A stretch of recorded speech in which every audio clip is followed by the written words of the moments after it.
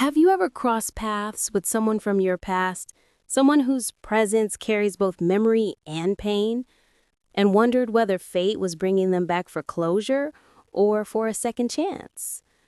In How to End a Love Story by Yulin Kuang, we're dropped right into one of those deeply complicated intersections of love, guilt, grief, and healing. It's not just a romance, it's about confronting emotional history, finding truth in vulnerability, and deciding whether a love worth fearing is also a love worth having. Our story centers on Helen Zhang. Helen is a rising author, someone who seems to have everything under control: career success, discipline, and a carefully guarded emotional life. But her world shifts when she signs on as a writer for a television adaptation of her own novel. On set, she comes face to face with Grant Shepard, someone from her high school past, someone linked to a tragedy that neither of them has ever fully confronted. The air between them is instantly heavy, filled with what was never said and everything they've tried to forget. Grant isn't the same person Helen knew back then. He's grown quieter, softer in certain ways, rougher in others. A person shaped by grief, guilt, and the quiet ache of unfinished stories. And Helen? She's worked so hard to build walls around her heart that the slightest crack feels dangerous. Yet being near each other again forces those walls to shift. Their conversations are tense, emotionally loaded, careful, and yet something undeniable is still there. As they work together on the show, every moment pushes them closer to the past they've avoided. And it's not just about romantic tension, it's about responsibility.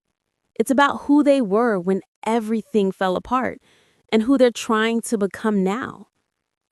The book beautifully balances emotional intimacy with the creative intensity of Hollywood writers' rooms, where egos, feelings, and stories all blend together.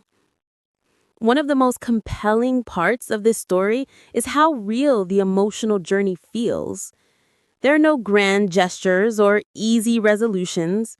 Instead, we watch two people slowly rediscover how to trust, how to tell the truth, how to forgive, how to love someone even when it scares them. Lovers of slow burn romance, emotional depth, and character growth will find so much to savor here.